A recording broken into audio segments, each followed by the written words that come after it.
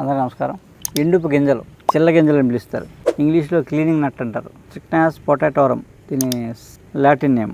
ఈ చిల్ల గింజలు మామూలుగా ఏం చేస్తారంటే ఈ వర్షాకాలంలో ఎర్ర నీళ్ళు తెల్లగా శుభ్రం చేసుకోవడానికి వాడతారు. గింజను అలా కొండలో నీళ్ళు తెచ్చుకుని, ఆ కాలువలో నీళ్ళు తెచ్చుకుని, వాగులో నీళ్ళు తెచ్చుకుంటే ఎర్ర నీళ్ళలో ఈ ఎండుపు గింజ అరగలిస్తారు.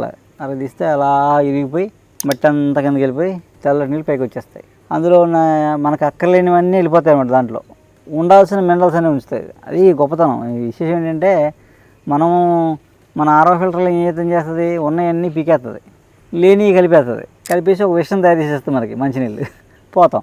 ఇదేంటంటే మనకు ఆ వాటర్లో ఆ అక్కర్లేనివన్నీ తీసేసి కావాల్సినవి ఉంచి ఆ మంచినీళ్ళు ఇస్తామన్నమాట.